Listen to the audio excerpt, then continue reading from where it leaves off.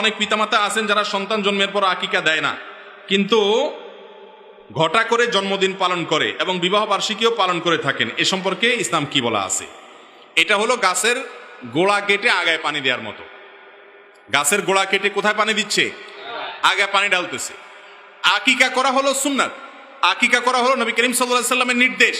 আকিকার খোঁজ খবর নাই, বিবাহ বার্ষিকী করতেছে, তারপরে আপনার জন্মদিবস উদযাপন করতেছে, অমুসলিমদের কালচার অনুসরণ করতেছে। দুঃখজনক অধ্যায় আমাদের সমাজে আছে। আরো একটা দুঃখজনক অধ্যায় আছে, সেটা কি জানেন? অনেকে আছে আকিকা দিতে চায় না, কয় এখন টাকা নাই তো পরে দেব। ভালো কথা, টাকা নাই, কিন্তু ওই লোককে মিষ্টি কিনে কেজি কেজি, আছে না নাই? ছেলে হয়েছে মেয়ে হয়েছে মিষ্টি কিনে। আরে ভাই, 10 কেজি মিষ্টি কিনতে যে টাকা যাচ্ছে, এর সাথে আর কিছু দিলেই তো আকিকার ছাগলের টাকা হয়ে যায়, ঠিক না বে ঠিক? যারা মিষ্টি খাইতে চায় তারাও বোকা, যে খাওয়ায় সেও বোকা। যে খাওয়ায় সে বোকা কেন? কারণ সে সবাইকে মিষ্টি দিতে দিতে গড়ে ওই আকিকার সমান হয়ে যায়। মিষ্টি দিল কিন্তু ছাগল খাওয়াইলো না, তাহলে আকিকার সুন্নতটা মিস হয়ে গেল, অযথা টাকা নষ্ট হলো। আর অনেকে আছে ছেলে হয়েছে বলে ভাই মিষ্টি খাওয়ান। আরে ভাই, আটার দলা খাবেন কেন? শরীয়ত তো, ইসলাম তো আপনাকে গোশতের টুকরা খাইতে বলছে। আকিকা সেটা না খায় আটার দলা খায়, আছে না নাই?